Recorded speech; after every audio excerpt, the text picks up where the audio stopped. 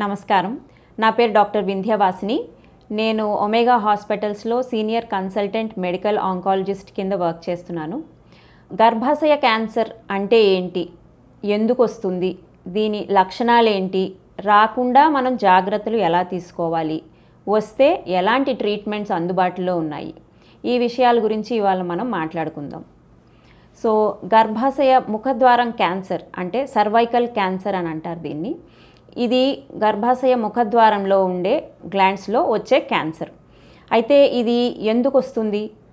దాదాపు 95 నుంచి 99% ఈ క్యాన్సర్స్ ఒక viral infection, human papilloma virus అనే ఇన్ఫెక్షన్ ద్వారా ఇది ఏర్పడుతుంది. అయితే ఈ వైరస్ ఇన్ఫెక్షన్ సెక్షువల్ యాక్టివిటీ ఉన్న వాళ్ళందరిలో కూడా మెజారిటీ వాళ్ళల్లో ఉంటుంది. కానీ ఈ ఇన్ఫెక్షన్ వచ్చిన వాళ్ళల్లో 70% వాళ్ళకి ఇది ఇన్ఫెక్షన్ నిర్మూలం అవుతుంది. మన న్యాచురల్ ఇమ్యూనిటీ వల్ల ఇన్ఫెక్షన్ అనేది తొలగింపబడుతుంది 1 ఇయర్లో. 2 ఇయర్స్లో 90% వాళ్ళకి ఇన్ఫెక్షన్ క్లియర్ అయిపోతుంది. అయితే ఈ 2 సంవత్సరాలు పైబడిన తర్వాత కూడా ఈ ఇన్ఫెక్షన్ ఉన్న వాళ్ళల్లో ఈ వైరస్ వల్ల ఈ క్యాన్సర్ ఏర్పడే అవకాశం ఉంటుంది. అయితే ఈ క్యాన్సర్ రావడానికి కూడా మనకి చాలా సంవత్సరాలు వ్యవధి ఉంటుందన్నమాట. అంటే వైరస్ ఇన్ఫెక్షన్ సోకిన తర్వాత ఒక 10, 15, 20 సంవత్సరాల తర్వాత క్యాన్సర్ కింద మారే ప్రమాదం ఉంటుంది. అంటే మనకి ఇంత వ్యవధి 10 సంవత్సరాల నుంచి 20 సంవత్సరాల వ్యవధి ఉంటుంది ఇది డిటెక్ట్ చేయడానికి. సో ఆ పరిస్థితిలో మనం కనుక్కుంటే తొందరగా దీన్ని ట్రీట్మెంట్ చేసే అవకాశం ఉంటుంది. అయితే నెక్స్ట్ దీనికి లక్షణాలు ఏంటి, గర్భాశయ ముఖద్వారం క్యాన్సర్ లక్షణాలు ఏంటి, ఈ విషయానికి వస్తే అర్లీ స్టేజ్లో అంటే మొదటి స్టేజ్లో ఏంటంటే లక్షణాలు ఏమీ ఉండకపోవచ్చు. దానివల్ల ఇది కనుక్కోవడం అన్నది మనం లేట్ చేయొచ్చు. లక్షణాలు వచ్చే టైంకి కొంచెం వ్యాధి ముదిరే అవకాశం ఉంటుంది.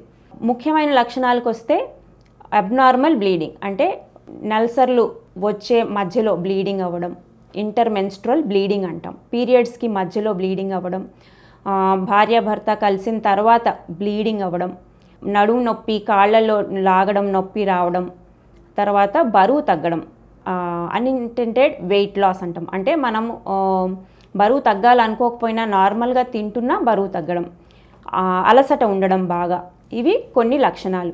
అయితే ఇవి రాకుండా ఎలాంటి జాగ్రత్తలు తీసుకోవచ్చు అంటే మనం దీని రిస్క్ ఫ్యాక్టర్స్ ఏంటి అని ఫస్ట్ తెలుసుకోవాలి. అంటే ఇది రావడానికి వచ్చే రిస్క్ ఫ్యాక్టర్స్ ఏంటి అని చూస్తే, ఒకటి ఈ హెచ్పివి ఇన్ఫెక్షన్ మనం ఇందాక మాట్లాడుకున్నాం. రెండవది హై రిస్క్ బిహేవియర్ అంటాం. అంటే మల్టిపుల్ సెక్షువల్ పార్ట్నర్స్ ఉండడం. దీనివల్ల ఏంటంటే ఈ ఇన్ఫెక్షన్, హెచ్పివి ఇన్ఫెక్షన్ కానీ అదర్ సెక్షువలీ ట్రాన్స్మిటెడ్ డిజీజెస్ ఇవి వచ్చే అవకాశం ఎక్కువ ఉంటుంది. వాళ్ళల్లో ఈ క్యాన్సర్ వచ్చే రిస్క్ ఎక్కువ ఉంటుంది.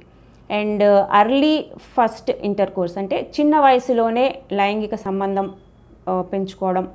రెండవది ఇమ్యూనిటీ డౌన్ అవ్వడం. అంటే హెచ్ఐవి ఇట్లాంటి డిజీజెస్ ఉండడం వల్ల వాళ్ళ ఇమ్యూనిటీ డౌన్ అవ్వడం వల్ల ఈ క్యాన్సర్ వచ్చే రిస్క్ ఎక్కువ ఉంటుంది. అండ్ స్మోకింగ్, పొగాకుకి సంబంధించిన వాడకం వల్ల కూడా ఈ క్యాన్సర్ వచ్చే రిస్క్ ఎక్కువ ఉంటుంది. సో ఇది వస్తే దీనికి మనం ఎట్లా కనుక్కోగలము అంటే, ఒకటి ఈ సిమ్టమ్స్ ఉన్నవాళ్ళు వెంటనే డాక్టర్ని కలిసి సంప్రదించి తగిన ఇన్వెస్టిగేషన్స్, టెస్టులు జరుపుకుని, ఈ టెస్టులలో ముఖ్యమైనది ప్యాప్స్మియర్ టెస్ట్, తర్వాత కాల్పోస్కోపీ, బయాప్సీ అన్నది చాలా ఇంపార్టెంట్. ఈ బయాప్సీ వల్ల మనకి అది క్యాన్సర్ అవునా కాదా, అయితే ఎలాంటి క్యాన్సర్ అన్నది నిర్ధారణ అవుతుంది. దాని తర్వాత ఇది స్టేజ్ ఏంటి, ఈ స్టేజ్ వల్ల కూడా మనం ఏ రకమైన ట్రీట్మెంట్ ఇవ్వచ్చు అన్నది తెలుసుకోగలుగుతాం.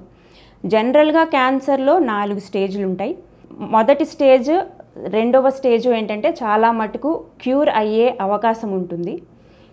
మొదటి స్టేజ్లో సర్జరీ ముఖ్యమైన పాత్ర వహిస్తుంది. చాలా మటుకు సర్జరీతో క్యూర్ అయ్యే అవకాశం ఉంటుంది. స్టేజ్ పెరిగే కొద్దీ మనకి ట్రీట్మెంట్ అన్నది ఎక్కువ అవుతుంది అండ్ క్యూర్ అయ్యే ఛాన్సెస్ కూడా తగ్గుతూ ఉంటాయి. ఫస్ట్ స్టేజ్లో కనుక్కుని ట్రీట్మెంట్ తీసుకుంటే 95% నుంచి 98% వరకు మనము క్యూర్ ఛాన్సెస్ ఎక్స్పెక్ట్ చేయొచ్చు. రెండో స్టేజ్లో ఈ క్యూర్ ఛాన్సెస్ అన్నవి మనకి 70 to 80% ఉంటుంది. మూడో స్టేజ్కి వచ్చేసరికి ఆ క్యూర్ అనే అవకాశం మనకి తగ్గిపోతుంది, గణనీయంగా తగ్గిపోతుంది, 50 నుంచి 60% ఉండొచ్చు.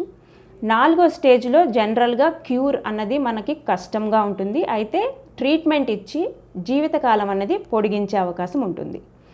అయితే ఫస్ట్ స్టేజ్లో మెయిన్ ట్రీట్మెంట్ మొడాలిటీ మనకు వస్తే surgery is the main treatment.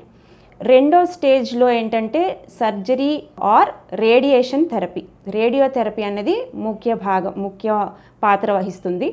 రేడియేషన్తో పాటుగా కీమోథెరపీ ఇవ్వడం కూడా రేడియేషన్ ప్రభావాన్ని పెంచుతుంది. మూడో స్టేజ్లో కూడా రేడియేషన్తో పాటుగా కీమో ఇస్తే మనకి చాలా మంచి రెస్పాన్సెస్ వచ్చే అవకాశం ఉంటుంది. నాలుగవ స్టేజ్కి వచ్చేసరికి ఫోర్త్ స్టేజ్ క్యాన్సర్స్లో జనరల్గా మనము కీమోథెరపీ, ఇమ్యూనోథెరపీ, టార్గెటెడ్ థెరపీస్ అన్నవి వాడి మంచి రెస్పాన్సెస్ తెచ్చుకునే అవకాశం ఉంటుంది. సో మనం ఈ స్టేజ్ వైజ్ రెస్పాన్సెస్ చూసుకుంటే ఈ క్యాన్సర్ని ఎంత తొందరగా మనం గుర్తించగలిగితే అంత మంచి అవుట్కమ్స్ అండ్ క్యూర్ ఛాన్సెస్ని మనం పెంచుకోగలం. సో ఈ గర్భాశయ ముఖద్వార క్యాన్సర్ని ముందుగా గుర్తించి అర్లీ స్టేజ్లో అర్లీ వార్నింగ్ సైన్స్ మనం గుర్తించి దానికి తగ్గ ట్రీట్మెంట్ తీసుకుంటే మనకి క్యూర్ అయ్యే అవకాశం ఉంటుంది. సో ఏ సిమ్టమ్స్ లేని వాళ్ళల్లో కూడా మనము ఈ క్యాన్సర్ని గుర్తించే అవకాశం ఉంటుంది. అట్లా గుర్తించిన వాళ్ళలో ట్రీట్మెంట్ ఇస్తే చాలా మటుకు నయమయ్యే అవకాశం మనం పెంచుకోవచ్చు. ఈ పద్ధతులనే స్క్రీనింగ్ అంటాము. సర్వైకల్ క్యాన్సర్ స్క్రీనింగ్లో మనకి ముఖ్యమైనది Pap smear and HPV testing. Pap smear అన్నది గర్భాశయ ముఖద్వారం నుంచి ఒక బ్రష్తో దాన్ని ఆ సెల్స్ని మనం తీసి ఒక స్లైడ్ మీద సెల్స్ని స్మియర్ చేసి మైక్రోస్కోప్ కింద చూసి ఇందులో ఏమైనా క్యాన్సర్ కణాలు ఉన్నాయా లేదా అన్నది చూస్తాము. ఒకవేళ ప్యాప్స్మియర్ పాజిటివ్ ఉంటే ఫర్దర్ టెస్టింగ్ కింద కాల్పోస్కోపీ అని మైక్రోస్కోప్ ఒక మ్యాగ్నిఫైయింగ్ లెన్స్తో ఆ సర్విక్స్ని చూస్తూ అక్కడి నుంచి స్పెసిఫిక్ ఏరియాస్ నుంచి బయాప్సీ చేసి ఇది క్యాన్సర్ ఉందా లేదా అన్నది నిర్ధారణ చేస్తాం.